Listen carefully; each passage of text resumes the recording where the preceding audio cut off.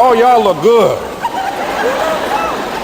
I want you to look at something right now. Think of some major goal you want, or maybe it's one you're already working on and you have experienced a lot of setbacks, a lot of defeats. You've experienced a lot of disappointment. Maybe you've already given up. And maybe you just need a little fire, a little encouragement to get back in the game again. Here's what I want you to look at. There are winners, and there are losers, and there are people who have not discovered how to win. And all they need is some coaching. All they need is some help and assistance, just a little support. All they need is some insight or a different strategy, a plan of action to make some adjustments that will open up the key to a whole new future for them, that will give them access to the unlimited power that they have within themselves. That's all that they need. So what I want you to do is think about something you want for you, that's real for you, that's important for you, that will give your life some special meaning and power.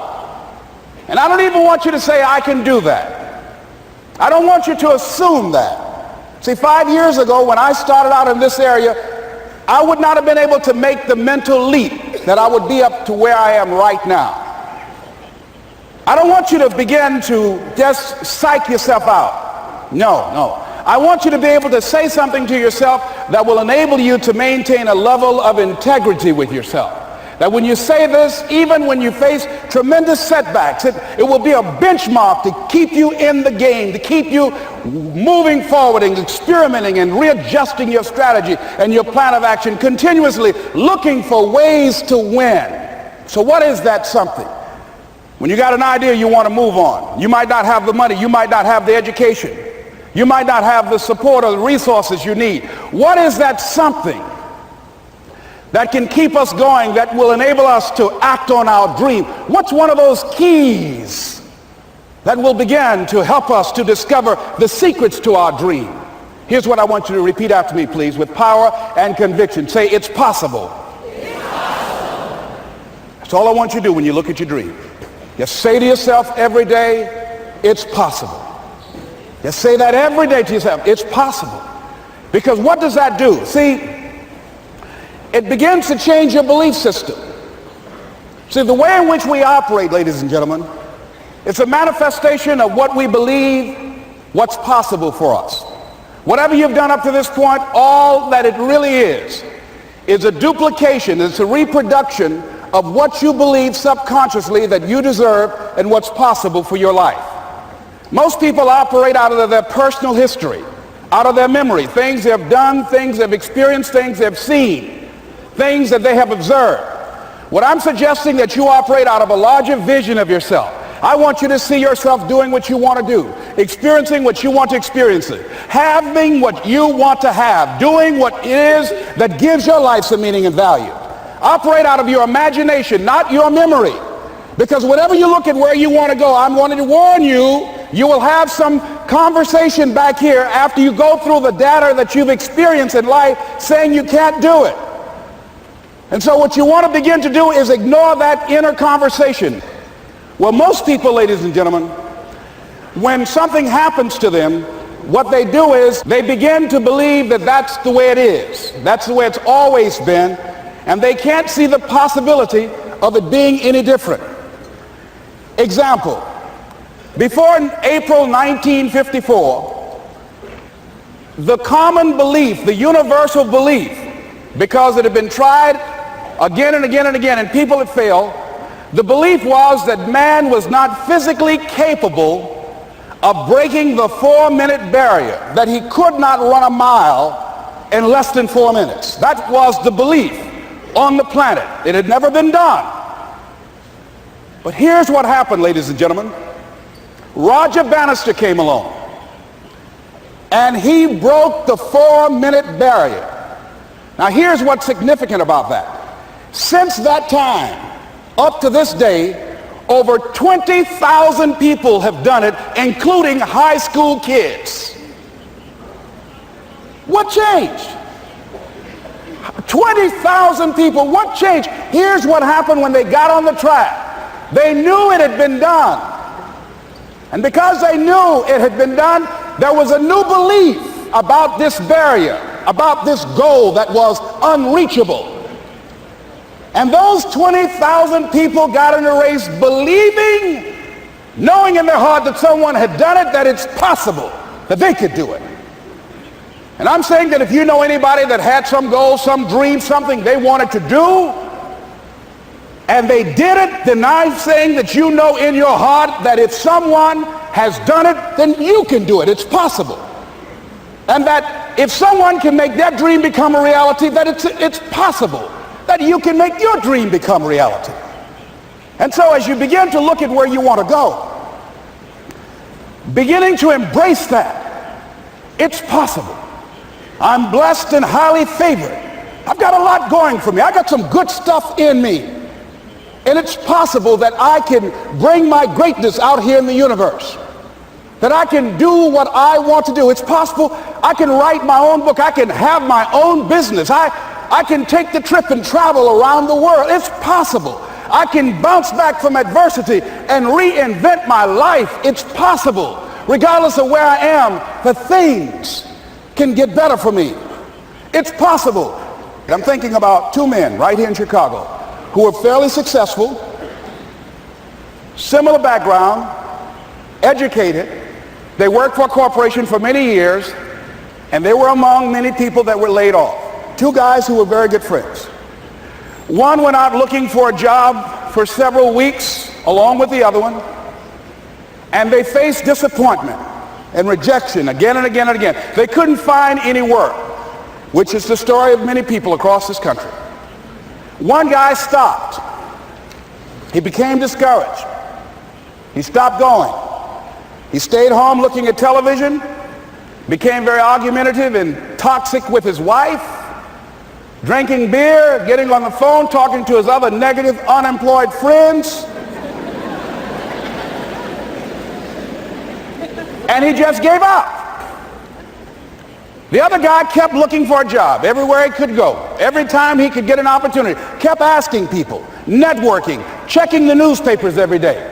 Kept going everywhere he could, trying to find a job. You have too much education. You're overqualified. You won't be here long enough. He kept going. He kept going. He went to a place and said, look here, I tell you what, if you can't hire me, and I know you can use my talents, abilities, and skills, I don't want to sit home and do nothing. Just let me do some volunteer work. You don't have to give me anything, all right? I just want to work. I want to be busy. Guy said, okay, it's on you now, but don't expect me to give you anything. It's okay. This guy came in and worked. He was the first one there. The last one to leave was the best employee there. About 4 weeks later, one of the top managers quit. They were looking for a replacement. Guess who they selected? This other guy. This guy who was volunteering his time. He got the job. What was the difference between the two men? Eyesight and mindsight. Eyesight is judging on what you see, judging according to appearances. But mindsight is how you interpret what you see. One guy said, it's not possible, it's over, I'm finished. I can't do it. I can't make it. He surrendered. I've faced rejection again and again. I'm not going anymore. There are no jobs out there. But this other guy, he felt that in spite of the no's and rejections, in spite of how bad the economy is, in spite of what the newspapers are saying, that it's possible that somebody somewhere will give me a job. He just kept going, thinking it was possible. And guess what, ladies and gentlemen? That's what we have to do with our dreams. Because things happen to you in life that you can never, ever anticipate. And many times when those things happen, you want to give up. I remember when I was in broadcasting, when I was a disc jockey, I became very controversial, not only being a disc jockey, but I felt that radio was something that you not only entertain people with, but you also empower them, you educate them. And I got fired. I didn't just leave, they fired me. That was a shock. I said, wait a minute. They took my microphone. I thought that was who I was. No, ladies and gentlemen, it wasn't. I had to do something else. And I didn't know what else I could do. See, here's what I'm looking at. What are the uses for your life right now that you haven't even reached for yet? See, I believe that when you don't have enough encouragement to act on your dreams or ideas, or you're not enlightened enough, that life will act on you. See, life had moved on me and said, Les Brown, you have outgrown this. It's time for you to do something else. Well, I wasn't enlightened enough. I organized some disc jockeys and got my job back. So they had to fire me again. I got fired twice. Here's what I did. I had to think of something else. And so a guy suggested to me, he said, Les, why don't you run for office? I said, man, I've never run for office. I've never known anything about how to operate in the political arena. I've heard encourage people to register to vote and get out to vote, but I don't know anything about politics. He said, neither do the people who run for office all the time.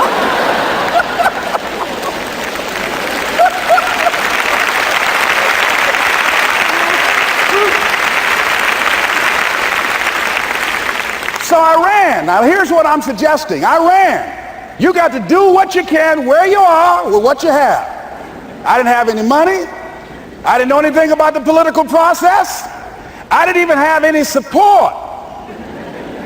But here's what the guy told me. It's possible you could win. That's all I had. I was running against an endorsed candidate. He was an incumbent. He had the newspaper support, all of the leadership in the community, and I was challenging this guy. So I had a saying when I was on radio, stand up for what you believe in because you can fall for anything. And I would go door to door. I have my kids on one side of the street. I would be on the other, and I'd knock on doors. Hello, my name is Les Brown. Tell everybody I'm still standing. They get on the phone. Child, Les Brown was to my house today. You know the boy on the radio with the big mouth? Yeah, they fired him, honey. Say he's still standing.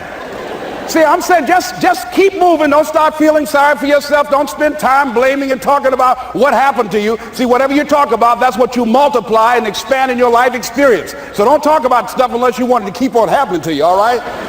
So I got in that kind of action.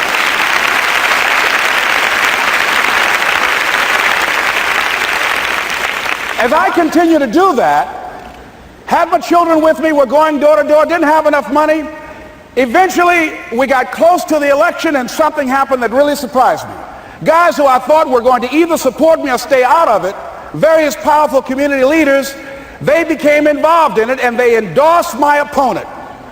I felt devastated. Now that's going to happen to you when you're working on your dream. Things are going to happen that's going to catch you on the blind side. That was shocking to me.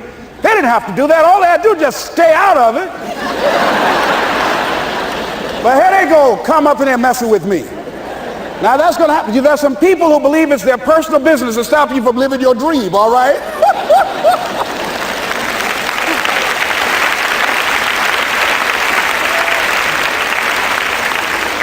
But I didn't deal with that. You want to make your dream come true, you got to stay focused. Some people rather get even than get ahead. Stay focused on where you want to go. I just kept on doing what I was supposed to do. And so I was driving to the radio station. My opponent had over $20,000. I had less than $800. As I was in the radio station, the guy said, "You're going to make a commercial?" I said, "Yes." He said, "It better be a good one because that money can't go pretty far here." And I sat there in the middle control room and I was thinking. And here's what happens when you get still. Stuff will start coming. Something said, call your mama. You used to talk about your mother on the air all the time. Ask her to say a few words for you. That'll be a different kind of political spot. So I called my mama, and I had a gospel record playing in the background.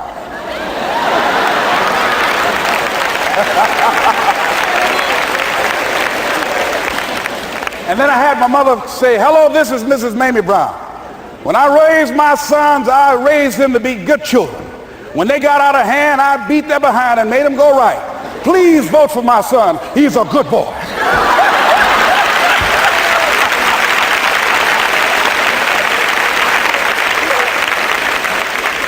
Usually in the state representative race, maybe 3,000 or 4,000 people will come out to vote in a primary. In that primary race, over 27,000 people came out and voted and said, "I'm voting for Les Brown because his mama said he's a good boy."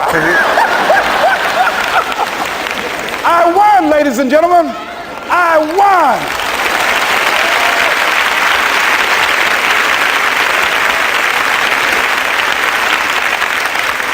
So you've got to be willing to stay focused, to be creative, to be relentless, because things are going to happen to you when you're working on your dream, when you get on track. I remember when I first got involved in speaking, one of the main things that speakers like to do is speak to a certain association that they have over 10,000 of their sales reps that come to this convention. And I was relentless. I kept saying, it's possible. It's possible. See, what I want to let you know and set you up for, because you say it's possible, don't mean that you're not going to have any problems. That Murphy's Law ain't going to come and slap you side the head. Oh, Murphy going to come visit you. He's waiting for some of y'all out in the parking lot. Oh, you say it's possible. Okay, it's possible. You better get up.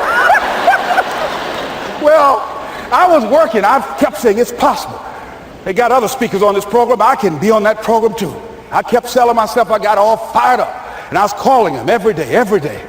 And the lady finally said, Mr. Brown, I tell you what, we want you to come in and talk to our sales executives. You got the kind of fire and guts that they want, that will motivate them. And let me tell you something else. We want you to bring your motivational tapes. You're going to need at least $50,000 worth of tapes. I said, is that right? Yes, because they want to keep that drive alive. I said, all right. I called the guy to duplicate my tapes. I said, Don, how you doing? This is Les. Let me tell you, I got a major speaking engagement. I said, man, it's a speaker's dream. I need over $50,000 worth of product. He said, Les, you don't have that kind of credit. I said, I know, but Don, I can sell that. Just right after speaking engagement, I'll give you your money in 4 days. He said, are you sure, Les? I said, yes, man, I got a major speaking engagement, and they told me to do it. He said, man, that's a big order. Let me talk with the lady with you. I said, hold on just a minute, man. Call the lady back. Hello, Evelyn, how you doing? This is Les Brown. I got Don on the phone. What did you say? Do I have the speaking engagement? Yes, you do. And what else you suggest? Les, our people, they buy a lot of tapes. Your tapes are very popular among them. I'm saying bring at least $50,000 worth of tapes, Les. You'll sell everything you got and more.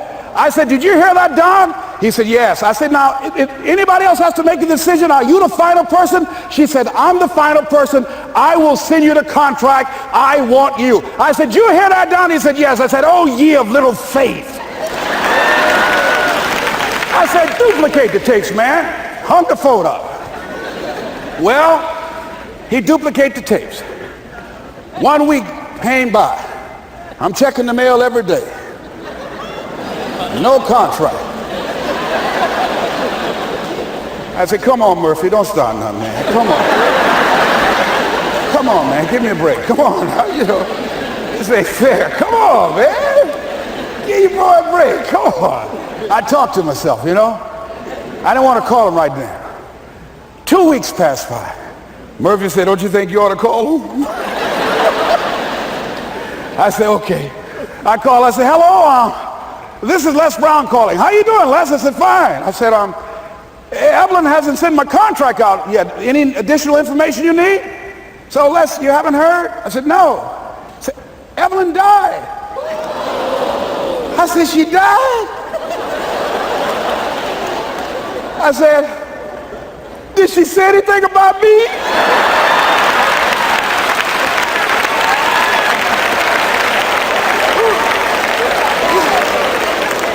When I got home, I was so wiped out. And Murphy was in the house waiting on me. Murphy said, is it possible you want to listen to some of your tapes?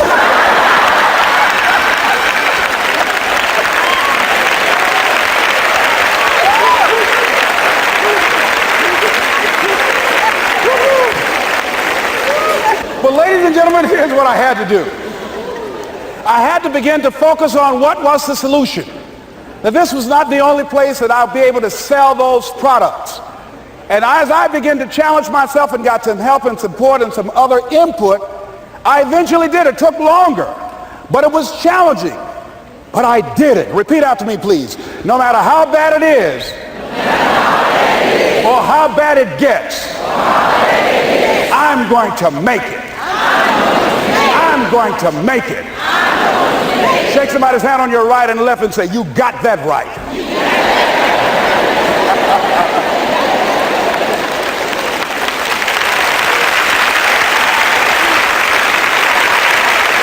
Repeat after me, please. It's possible. I can have my dream.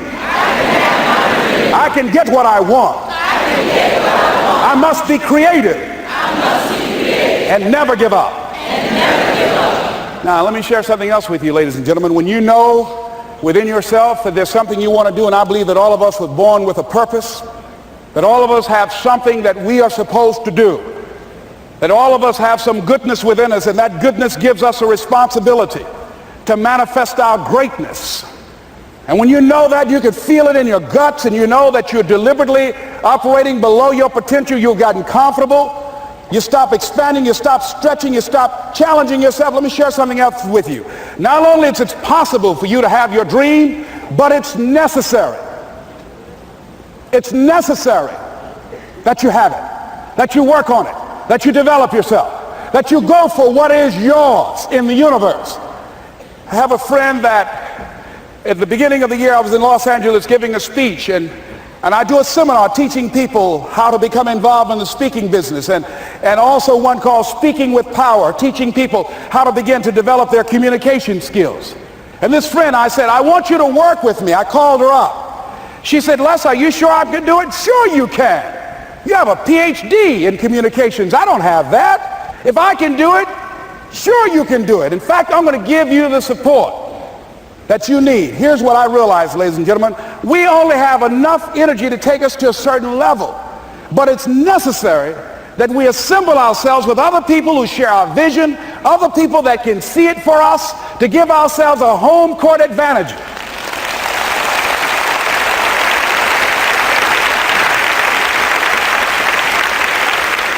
So it's necessary that you seek out other people who think like you, who are growing, who have decided that they are not satisfied with where they are. See, I don't believe that necessity is the mother of invention. No, necessity, in my opinion, is not the mother of invention. Refusing to accept things the way that they are is the mother of invention.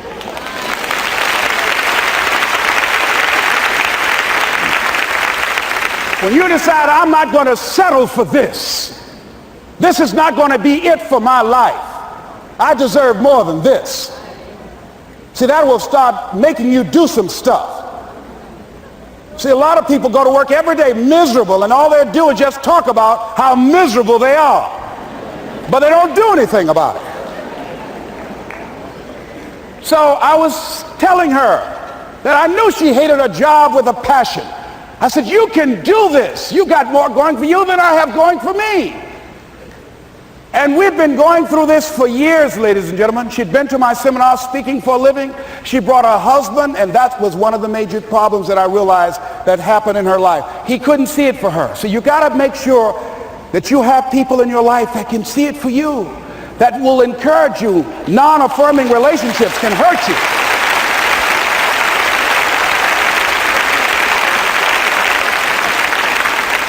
And I talked to him. I said, I don't have anything to do with your marriage. I said, you and I are good friends, and she and I are good friends. And I'm not taking sides. I said, but if you can't see it for her, don't tell her that. Just give her some support. What if you're wrong? It's possible, man, that if I'm doing it, she can do it. Well, you're different. How are you going to tell me that? You've seen her speak. She's got great speaking skills. Don't underestimate her. You don't know. You've got a great woman here.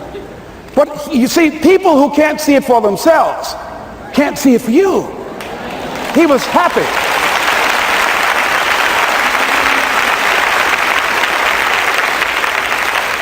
So I said, will you do it with me? I said, I'm going to give you the support you need. You can't do it by yourself.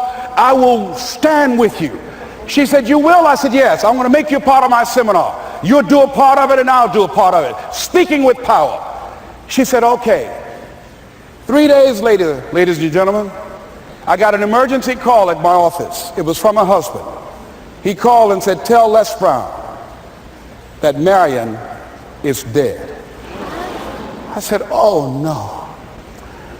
When I was flying there to go to the funeral, and I remember the last time that I saw her, and I had some of her papers that I had gotten inadvertently confused with mine, and I took them home. And I was searching through these papers to do one of her works. She was a prolific writer. And what got me, what was so sad that made me begin to cry, was that there were poems that she had started that were profound poems, great thoughts that she didn't complete. Plays that she had started that she didn't complete. See, that poem was given to her. I can't finish that for her, nor can you. That play, whatever the outcome that she had envisioned, that she had imagined, was given to her. Only her. And that she's the channel that was going to come through. You are here, and you are the vessel, you are the outlet for the universe. That you've been selected. There's something for you to do. I believe all of us have some purpose for being here. And as I was going to the funeral, and I was reading a newspaper that said that millions of people are dying because of what they're eating, talking about their diet.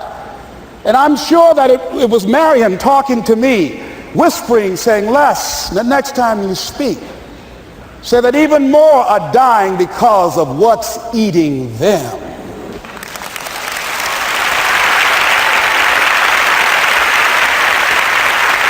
When the challenges of life come your way, you've got to find ways to increase your sense of self-appreciation, because if you don't, you're bombarded with negative stuff every day that beats you down, and you will find yourself unconsciously engaged in self-destructive behavior. If you don't program yourself, life will program you.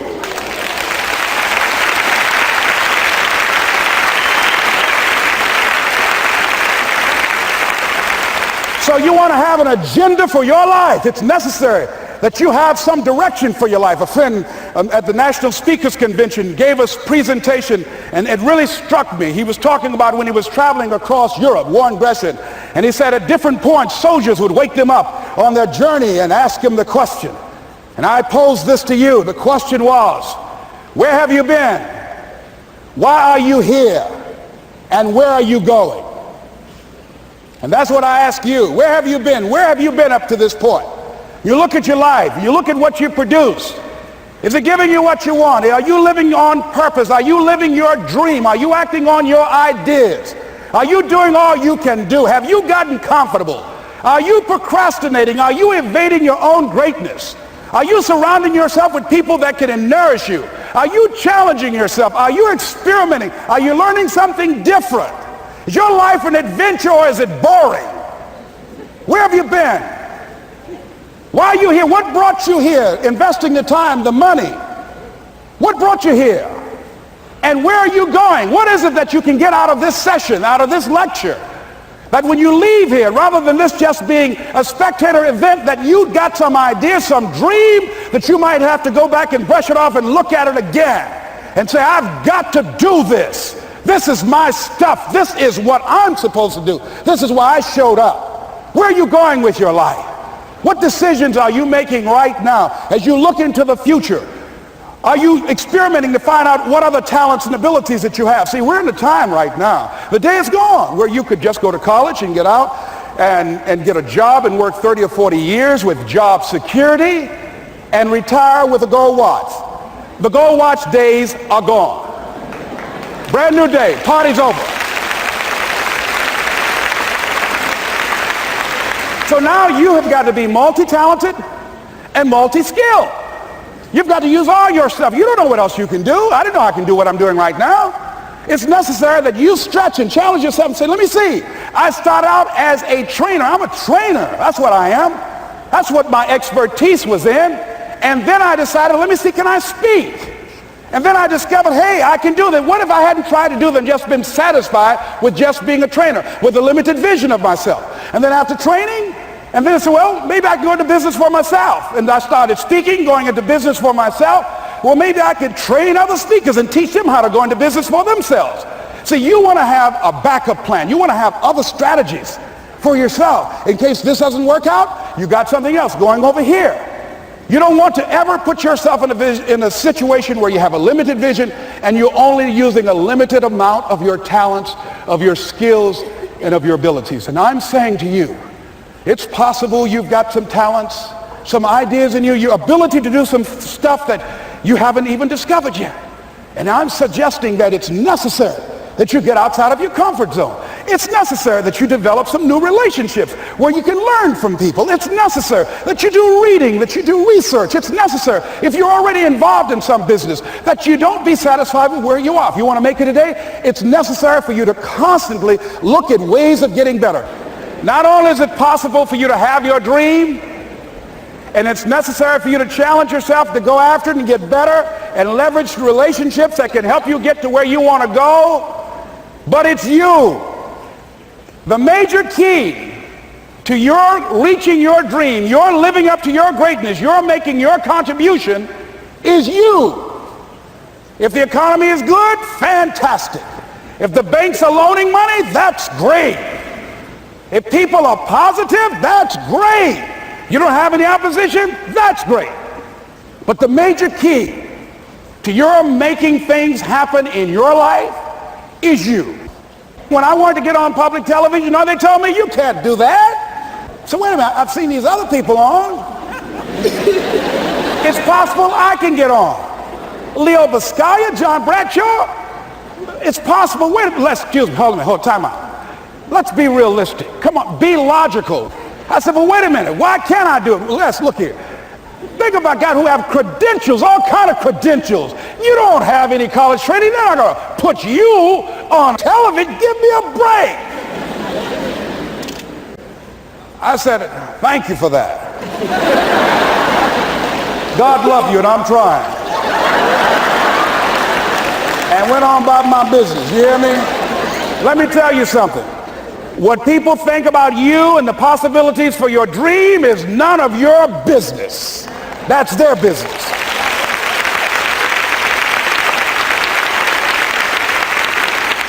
They have no imagination, ladies and gentlemen.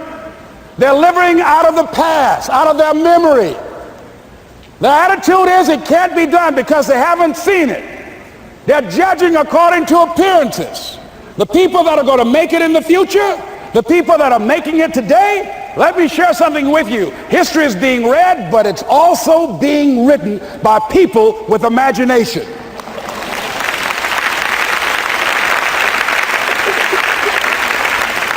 So I went to the next mode, necessary to start talking to people and seeking and asking for what I wanted and leveraging relationships and trying to find out how do the people do it that went ahead of me? How do they do it?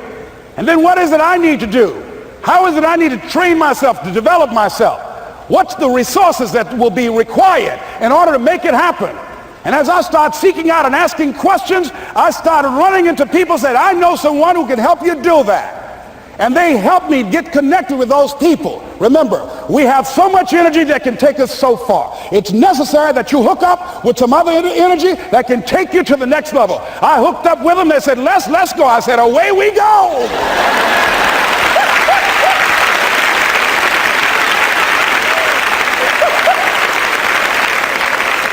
And guess what? Here we are. I love it. You want your stuff? It's necessary you take responsibility for it, that you make it happen, that you don't give up, that you don't take any objection or disappointment or defeats personally, that you keep on keeping on, that you don't decide that I can't make it because you can't see the light at the end of the tunnel, that you realize that's a part of the program. And here's something you've got to resolve. Say this to yourself every day. See, as long as you're breathing, you got a shot at your dream. That's the way I resolve. Say this, please. It's not over until I win. You got that right.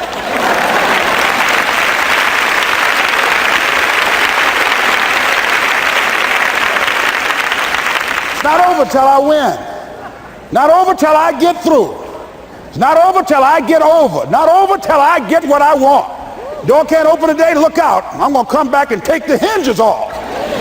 That's how you got to do that. You've got to have that kind of courage, that type of determination. If you want to make it happen, it's you. That you've got to take personal responsibility to make it happen. That you have got to own what it is that you want to do. If it's taking care of your well-being, if it's making a difference in our school system, if it's working with senior citizens, if it's to protect our ecology, if it's to create an economic renaissance, if it's just to take yourself to another level, it's you. You've got to make that happen. We can point out many things that can make it inconvenient or can slow us down. but ultimately it's on us. Next step is, not only is it possible and necessary, and it's you to live your dream, to make this greatness that you have within you become a reality, but what I've come to appreciate when you're working on changing your life, changing some bad habit, getting out of addictive situations or relationships, or working to build a dream or making a difference in our society, or learning something that's very challenging. Here's what I realize, ladies and gentlemen, and develop a great deal of respect for. It's hard. Easy is not an option. It's hard living. Life is hard.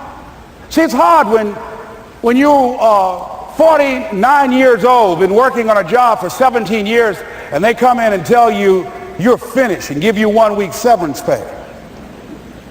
And you got to start all over again. It's hard when you're married and raising children and your children are crawling and your husband dies unexpectedly. It's hard handling just the tragedies of life.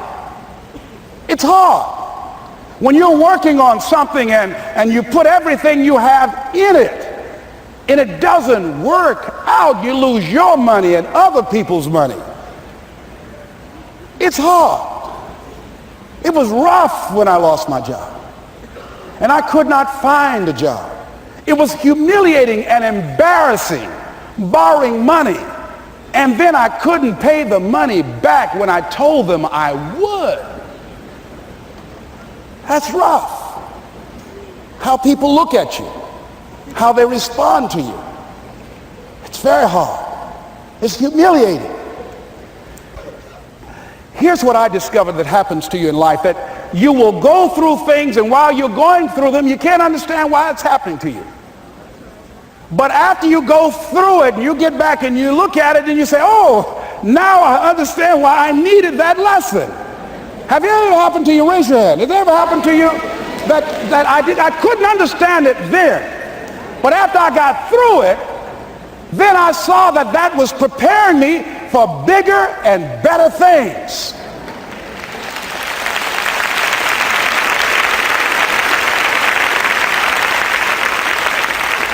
That as you go through the challenges of life and you look at it and embrace whatever comes to you, don't run from it.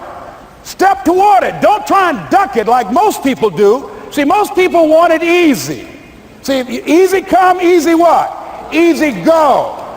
See, but when you go at what you're going to deal with and you deal with the difficulties of it, when you handle those hard things close at hand, making those hard decisions right now that you don't want to make, learning those things that you don't like to do, but you know that in order for you to get where you want to go, this is one of the hoops that you have to flip through. And I'm saying to you, whatever you got to do it, because if you don't, life is going to whoop you until you surrender and say, okay, all right, I cooperate, okay, I learned, okay. It had to wear me out a long time. So if it's hard, then do it hard. Now, how do you hang in there during the hard, difficult times? Les, you must have faith. You've got to believe in yourself. You've got to believe in your abilities. You've got to believe in your service, your company, your ideas, unquestionably. You've got to have faith, and that faith gives you patience. That it's not going to happen as quickly as you want it to happen. A lot of things are going to happen that will catch you off guard. And so therefore you've got to deal with and handle it as it comes. And not only that, but that faith and patience drives you into action. You've got to keep moving and keep plugging away. I can see people coming out talking to a guy out there watering and fertilizing the ground that's not showing anything. Hey, what you doing? You've been out here a long time, man.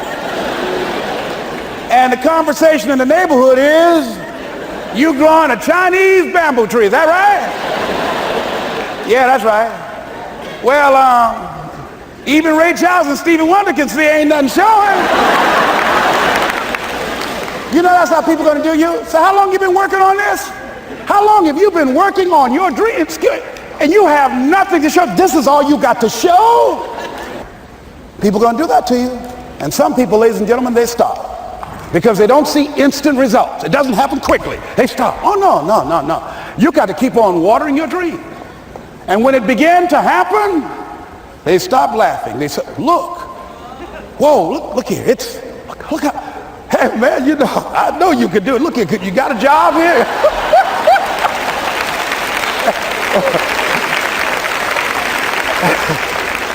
See, during those hard times, we didn't know how you're going to make payroll. During those times when you failed and things didn't work out, they were nowhere to be found. But you know what I discovered? When you're working at your dream, somebody said the harder the battle, the sweeter the victory. Oh, it's sweet to you.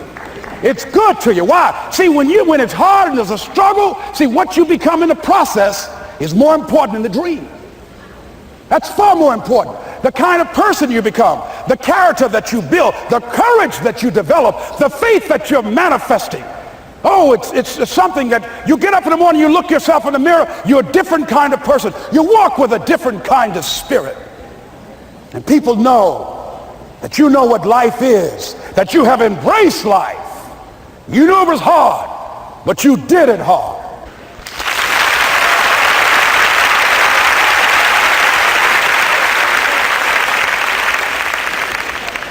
Now that takes us to the next level. If it's hard, why do people do it? You ask people who do things. Why do they go it? People who climb mountains just for the sake of it. Nobody paying them to do it. Just do it. Somebody said, I'm going to run around the world. He said, why would somebody want to do that? I'm going to swim the Atlantic Channel. Why? Why do people do that? I wondered, why would a Nelson Mandela give up 26 years of his life? Why do people do that? Here's what I discovered in high school. High school, I decided I wanted to go out for football. Never forget this. And I discovered why people do things. You know why, ladies and gentlemen? Even though it's hard, it's worth it. It's worth it. See, one day we had Coach Alkin Hepburn had this plaque down there and this wood on the floor, on the ground. He said, Brown, come over here. Had my suit on. I said, yes, sir. He said, I'm going to have old Larry Littles down there, old big Larry. Yes, sir. Big, fat, sorry Larry. Yes, sir. Brown, I want you to get down bull neck. Yes, sir. He said, I want you running Larry. I want you to put your helmet right in his pit, right up and hit his chest and knock him off that board. You hear me, Brown? You can do that. Yes, sir. Can you do that? Yes, sir. I say, hubba, hubba. I say, hubba, hubba. He said, Brown, I want you to knock him off. You're going to make the team. I know you can get him, all right? Look at him, how sorry he is. Knees knocking and everything. I said, yes, sir. Then he went down to Larry. Larry Littles, who played 12 years for the Miami Dolphins, all pro for 12 years. This is a bad, big dude. 250 pounds, strength, agile, and all muscle. He said, Larry, he said, man, you know Brown down there. He's down there talking about your mom and everything. He talked about how fat and sorry you are and how he's going to knock you off this board. Larry now spitting fire and growling and foaming at the mouth. And I'm looking at Larry saying, oh, hubba, hubba. He said, look at that fool down there growling. He told me he's going to scare you that you're going to leave. Are you going to leave? No, coach, I ain't going to leave. Go down there and knock him out the park. Boy, coach got back. He winked at me. Go get him, Brown. I went hard. I ran into Larry with my helmet. Larry said, boom. I don't know where I landed. When they woke me up, I said, can y'all take this helmet off me for a minute? I said, y'all got any more positions out here? They say, like where? I said, don't y'all need an announcer? They said, Brian, where you going? I was crying. They said, man, some girls over there. I said, I don't care, man, I'm hurt. Said, that fool almost killed me, man. He said, Brian, you quit, man. I said, yeah. I said, what? I said, it ain't worth it, man. No, it ain't worth it. Y'all go ahead. Y'all crazy. I'll be your announcer, man. I was calling the game. I was up there in the booth. Call good games, too, because the pain wasn't worth it to me. And I'm saying to you, you know why people do what they do? The people who go after their stuff, what makes it worth it? It's got to be your passion. You got to love it, ladies and gentlemen. You got to love it. It's got to be what you are supposed to do. You want to sing, and even though they want to invite you to Carnegie Hall, you're going to sing to anybody that listen to you, including singing to yourself. I used to talk to my plants when nobody else would listen to me. You got to write, even if no one published your book, write, because that was given to you to do. You do what it is you're supposed to. You're supposed to build something. You're supposed to create something. I don't know how to do it. Learn. Do whatever is required. Just go out there. It's possible you can get what you want. It's necessary. If you want it, you got to go into action. You got to be willing to experiment. You got to be willing to fail and to succeed. You got to be willing to form and to develop new relationships. It's you. It's on you. You got to make that happen. Nobody's going to bring it to you on a silver platter and say, here's your dream manifested. No, it's hard. Yes, it's hard.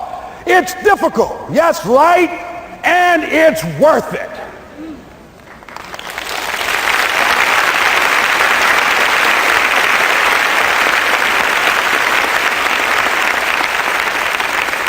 People ask, hey man, these kids, man, it's rough dealing with them. That's right. That's right. You think peer pressure happened overnight? We went through peer pressure. I remember as a kid, some guys said, hey Les, me and another fellow named Willie Lower, we were going home. Hey man, we're going down to Gould's, man, and knock off a grocery store. I said, look here, I don't want no part of that. I'll see y'all later. Say, y'all chicken. I said, that's all right, you say whatever you want. Low star. I'm not chicken, man. Don't call me chicken. Then why don't you come? We didn't even ask you to come into place, man. All you do is just drive the car. That's all. I don't know how to drive that good. Well, we're trying to get Les to come. He's chicken. Hey, I'm not driving nothing, all right? Willie, don't care about what they say, man. Leave him alone. You want to go do it? You find somebody else to drive, or you drive yourself. Come on, Willie, man. Pull him. He stopped. I ain't chicken. All I got to do is drive? Yeah. I said, Willie, that sounds simple, man. Don't go, man. He went. And the next day we read the newspaper where when they robbed the store, when they came out running to a car, the merchant, the man who owned the store, came out just shooting wildly, and he hit the driver in the head. So peer pressure didn't just start in the 90s or the 80s. It's difficult. It is challenging for kids right now. And it's going to take some easy, simple methods to help bring them out of this madness, this insanity? No. Is it hard? Yes. Let's look at what we've been doing. What has worked? What has not worked? Let's look at where we want to go. What is it that we want to produce? What is it that we want to create for our young people? And as we think about that, start experimenting with different methods and techniques to create and to produce that. And begin to believe that it's possible. Through our commitment, through our vision, through our determination, our relentlessness, because of our belief, it's possible that we can reduce the teenage homicide rate, the teenage pregnancy rate, the dropout rate, that it's possible, looking at what kind of world are they going to be in. As we look at the global economy, that as we begin to use our collective will and genius and resources, it's possible that we can create an educational system that not only will test their minds with information and facts and figures, but will teach them how to think and be creative, and what does it mean to be a human being and to value human life, and how do you make relationships work? How do you bounce back from adversity?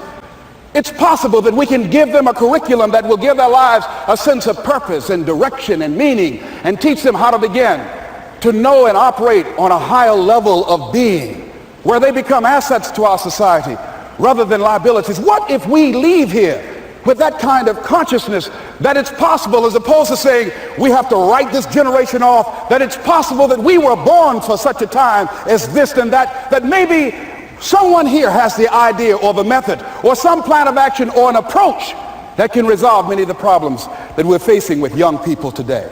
Whatever we have to do to save our children, it's worth it.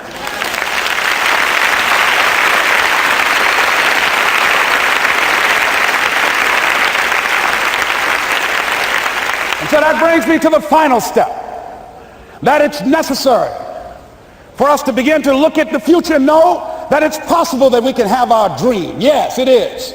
Other people have done it, then we can do it. We fail a lot of times. Well, a lot of other folks fail, and eventually they came back and they succeeded. So it's possible we can have what we want. And we know that we want to get it. It's necessary that we align ourselves with people that think like we do. It's necessary we get negative, do-nothing people out of our lives. It's necessary we never stop learning and growing and developing ourselves. It's necessary that we never give up. We know that it's you, it's me. It's being responsible for our stuff and deciding that we're going to keep on keeping on, and that we're going to find a way to win or find a way to make it happen. And we know it's hard. It's not going to be a picnic.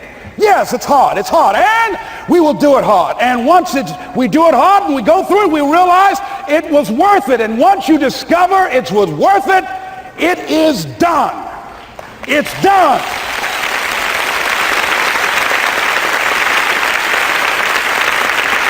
It's done, ladies and gentlemen, before it happens. Well, here's what I'm suggesting to you. That when you're working, you have a wall to break through. Let's say a friend of mine he runs a marathon, and he says, when he's running the 26-mile marathon, he said, let's say that hypothetically, that 18th mile is the wall. He said, Les, when you get there and you're running, he says, everything in you is telling you to stop, to give up. Every muscle is aching, and you're saying to yourself, I can't do it. I can't do it. And you just keep on and you keep on and you keep on. It seems like you're moving at slow motion. And then eventually when you break through that 18-mile wall, then you know it's like done and you're on automatic and you glide on in and you know it's there. You know you're going to get to the finish line. And we've all had experiences where we were working on something and we knew it was possible. And we did those things that were necessary to bring it into reality. We took the responsibility to make it happen. Other people couldn't see it. A lot of people didn't believe it. You were attacked. You were criticized. People were opposing you, but you kept on doing it. It was hard. It was rough. It was difficult. But to you, it was worth it. And eventually you got to a level you know, can nothing stop me now. I'm on the move. I'm on the move.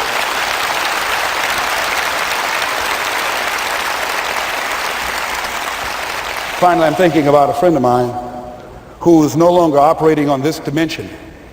His name is Jack Boland.